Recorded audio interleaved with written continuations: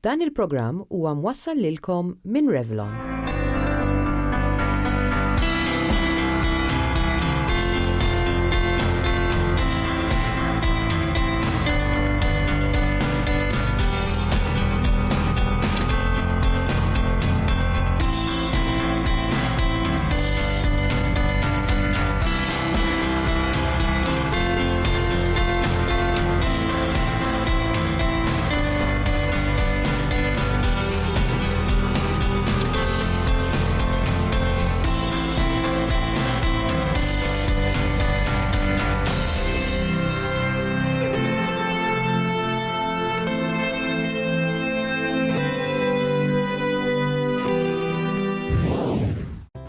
Xtrajt magna biex biha nkun nista' nara.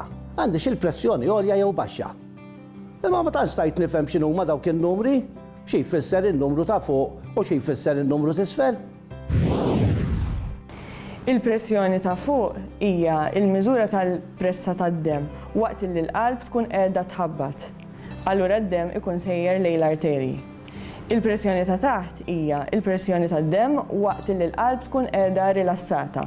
U bekk il-qalb dak il-ħin tkun qiegħda tintela bid-demm li jkun ġej mill-vini. Issa il-pressjoni tkun inkwetanti meta l-livelli ta' fuq taqbes il-140 u ta' taħt taqbes id-90. Il-pressjoni għolja titfa' ħafna stress fuq il-qalb, fuq l-arterji u l-vini, u għalhekk mhijiex xi kundizzjoni li wieħed għandu jinjora.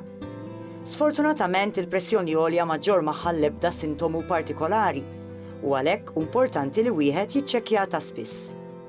Mistoqsija li ħafna jistaqsu hi jekk il-pressjoni għolja hijiex kundizzjoni ereditarja. Iva, l-pressjoni għolja hija kundizzjoni ereditarja, nafu biċ-ċert ġifieri li tintiret, però mhijiex dik l-unika ħaġa li tikkawża l-pressjoni għolja. Sfortunatament ma jkollniex kontroll fuq x'nirtu jew le, però affarijiet oħra tal-lifestyle ikollna kontroll fuq ma allura rridu noqogħdu attenti fuq affarijiet oħra li ħansemmu aktar tard. Naħseb il-kol kemm aħna familjari ma' xi kkawża l-pressjoni għolja, apparti l-eredità. Dieta li ma tkunx bilanċata u nuqqas ta' eżerċizzju. Mela jekk irridu nikkontrollaw il-pressjoni, apparti nieħdu l-mediċina, nistgħu wkoll nippruvaw inbidlu l-istil ta' ħajja tagħna.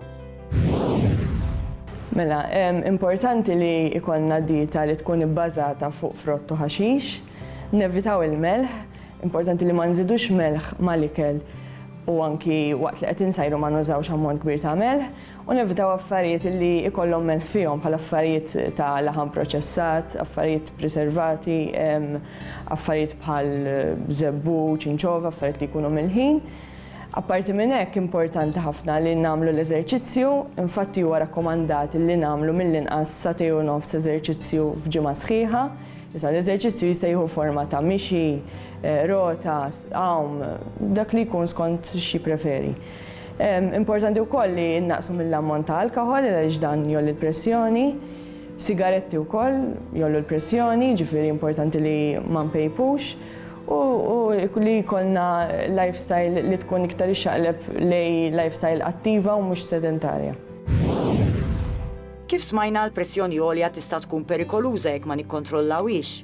Il-pressjoni għolja tista' tkun il-bidu ta' problemi oħrajn, jew inkella tista' wkoll titfaċċa kawża ta' problemi oħra.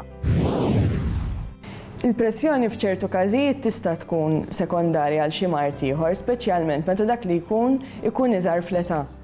Allura importanti ħafna li nagħmlu ċertu testijiet biex inkunu ċerti il-pressjoni minn fejn ġejja. Eżempju, mart tal-kliwi jista' jwassal għal pressjoni għolja. ċertu mart ormonali wkoll bħal tibdil fit-tajroid jista' jwassal għal problemi fil-pressjoni. Jista' jkun ukoll tkun pressjoni relatata ma' tqala li f'dak il-każ il-mara ma tkunx tbati minn pressjoni għolja, però kif tkun pregnant ikollha pressjoni għolja. Ġifieri għalhekk huwa importanti li dak li jkun imur għand it-tabib tiegħu meta biex jara daqsxejn għalfejn il-pressjoni qiegħda tkun għolja. Issa l-pressjoni tagħmel ukoll mart ieħor, anzi għalhekk huwa importanti li dak li jkun jiċċekkja l-pressjoni għaliex qed tkun qed inżidu r-riskju għal mart ieħor. L-iktar il-mart tal-qalb, eżempju bħal attakk ta' qalb, qalbejjiena, stroke, infatti l-pressjoni hija l-ikbar riskju għall-stroke ukoll. mart tal-kliwi, problemi fil-vista, tista' twassal għal problemi fil-vista sfortunatament ukoll, problemi oħrajn bħal eżempju problemi ta' memorja, ġili tista' twassal għal xi forma ta' dimensja, dawk l-iktar. Tikka aktar fuq saħtek. Ix-xogħol fid-dar kif ukoll ix-xogħol ta' strapazz jgħin biex jinħarqu l-kaloriji. Iżda dan it-tip ta' xogħol li jirrikjedi l-użu ta' ammont kbir ta' muskoli jista' jwassal għal uġigħ. Fl-Istati Uniti biss aktar minn 75,000 persuna ta' kull sena jweġġaw waqt li jkunu qed jagħmlu xi xogħol fid-dar, fil-garaxx jew fil-ġnien. X'għandna nagħmlu biex nevitaw uġigħ fil-muskoli kawża ta' xogħol ta' strapazz? Nużaw żraben adattati u li ma jiżolqux. Meta titbaxxa, irwi rkubtejk u mhux titbaxxa minn darek. Iqaf strieħ u ixrob l-ilma. Uża għodda ħafifa u li taf tuża sew. Tikka aktar fuq saħtek għada.